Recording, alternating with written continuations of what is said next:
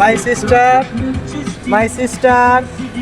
my Dulabart, my sister Dulabart, my brother, বন্ধু, all friend.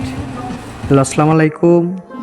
হজরের সালাত আদায় করে রওনা দিলাম রূপপুর গ্রিন সিটিতে। রূপপুর গ্রিন সিটি থেকে আমরা সোজা চলে যাব রাজশাহীতে।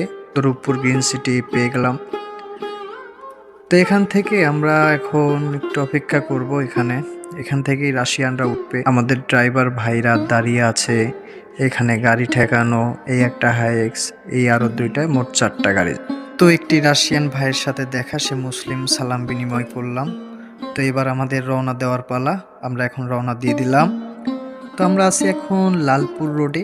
এখান থেকে আমরা লালপুর বাগা হয়ে বানেশ্বরে উঠবো। এত সুন্দর সকালের একটি ভিউ দেখে একটি ছন্দ না বলে পারলাম না।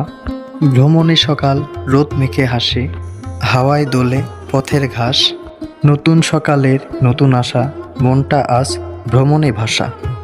তো বন্ধুরা, ইতিমধ্যে আমরা রাজশাহী শহরে প্রবেশ করলাম। তো আমরা প্রথমেই যাব রাজশাহী কলেজে। অনেক ঐতিহ্যবাহী একটি কলেজ রাজশাহী। তো আমরা ইতিমধ্যে ঢুকে পড়লাম রাজশাহী কলেজে। অনেক ঐতিহ্যবাহী একটি পুরনো কলেজ। এটা সম্ভবত স্থাপিত 1873 সালে। তো এর ফাঁকে আমি একটু রাশিয়ান বোনটির সাথে একটি সেলফি তোলার নামে একটু ফান করলাম। তো এখন আমি রাজশাহী পার্কে এই রানী এলিজাবেথ ছবি তুলতেছে, দেখতে পাচ্ছেন। তো ওদেরকে নামিয়ে দিয়ে আমি টিবাদে চলে আসি। টিবাদে একা একা ঘুরতেছিলাম। অনেক রোদ সেই দিন, রোদের কারণে তাকাইতেও পারতেছিলাম না। তো একটা বিষয় আমার এখানে মাথায় আসলো যে টিবাদে এখানে দেখেন পানি কত গাইস, মানে পানি ভরপুর।